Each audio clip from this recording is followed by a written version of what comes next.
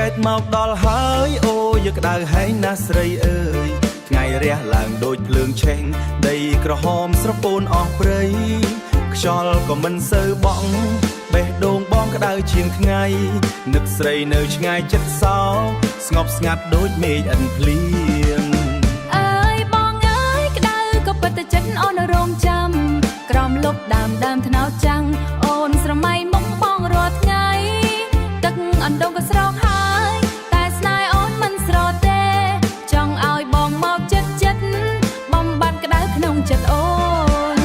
ហើយចេះក្តៅហើយក្តៅដល់ក្នុងបេះដូងតែស្នេហ៍យើងមិនរលាយទួថ្ងៃដុតដល់ណាជាកន្ទ្រឹមឆ្លើយឆ្លងសំលេងស្រស់ស្ររិនស្រឡាញ់ក្តៅប៉ុណ្ណាក៏ផ្អែមដែរពេលមានស្នេហ៍ចិត្តខាង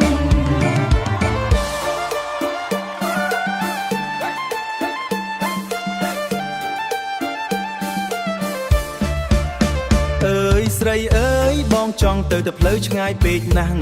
ក្តៅខ្យល់ក៏ប្រាំងផាត់មុខបេះដូងបងស្ទើរតែឈប់បងនឹងរកថ្ងៃល្អទោះក្តៅក៏មិនខ្លាចទេ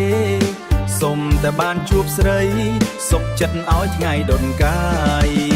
អើយបងអើយកុំបារម្ភអូននៅចាំមិនទៅណាខែចេតតែក្តៅប៉ុណ្ណាក៏មិនឈ្នះស្នេហ៍យើងបានពេលងាយយើងចោលទៅជាបន្តិចអូនឈរមើលផ្លូវរាល់ថ្ងៃសង្ឃឹមឃើញបងមកវិញនោមស្នេហ៍មកជាមួយផងខែចេតក្តៅហើយក្តៅដល់ក្នុងបេះដូងតែស្នេហ៍យើងមិនរលាយទួថ្ងៃដុតដល់ណាជាកន្ទ្រឹមឆ្លើយឆ្លងសំលេងស្រស់ស្ររិនស្រឡាញ់ក្តៅប៉ុណ្ណាក៏ផ្អែមដែរពេលមានស្នេហ៍ចិត្តខាងក្តៅក៏ផ្អែមដែរពេលមានស្នេហ៍ចិត្តខាង